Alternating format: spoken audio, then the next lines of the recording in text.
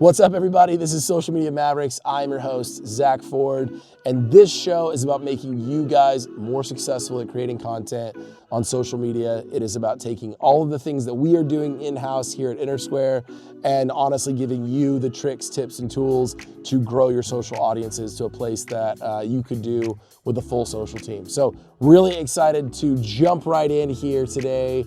And Davis, what you got for us? Let's go in. If I had $1 for every time I get this question, the question is, should you start fresh, meaning on a brand account, or should you promote from your personal account?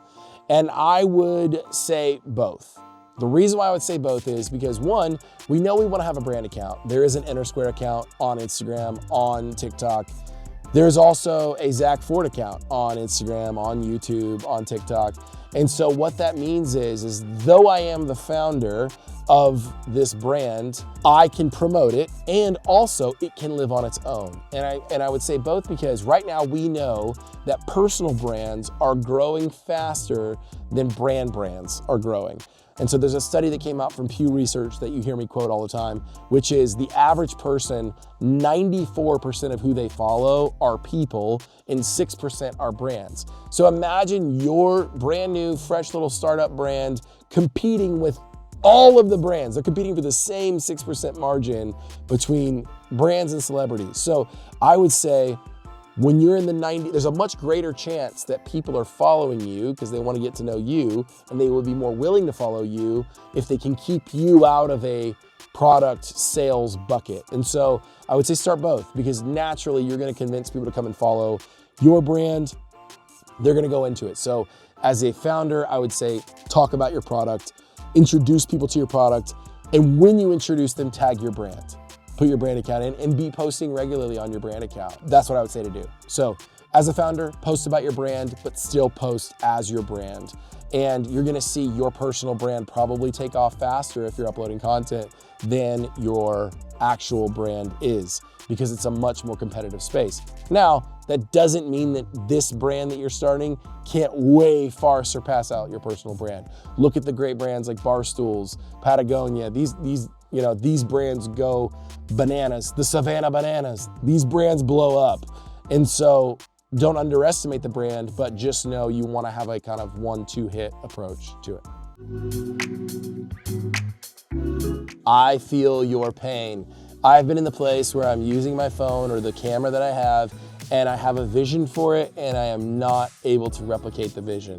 There are 2 ways that you can solve this problem. One is switch up your camera. It's a simple solution. Honestly, you'd be amazed at what just using an old Canon Rebel DSLR can do on video, or get a new iPhone, truthfully, or a newer model iPhone. A lot of times your phone is in your pocket and it's getting scratched up and your lenses are getting messed up on the front and back, and then you go to record and then you can't hear yourself and you got gunk in the speaker where the microphone is. So what I would recommend is to try another camera and just see how it feels.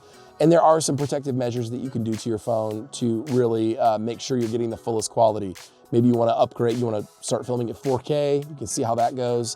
If you want to get a separate microphone, these are little microphone systems.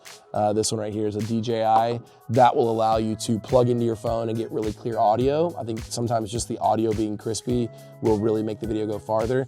But I know it's tough. I know it's really hard, especially when you're feeling really vulnerable. You're getting in front of the camera, you want to hit record, and something goes wrong. But I would stay encouraged. Don't sweat it. Find a way to break through the nerves and all of the resistance that's going to hit you when you sit to start recording. What I would say is that those 2 things can help. The last thing that I would do is find one of your friends who likes to make videos and just say, can you come help me make a couple videos for my Instagram? You'll be amazed at somebody is like, yes, I'll do it. And it holds you accountable just because someone agreed to meet you on a certain day. So that's what I'd say. Try a DSLR, try a different camera, upgrade your phone, or pull somebody else that has a different camera. And good luck making that content that you know you can make.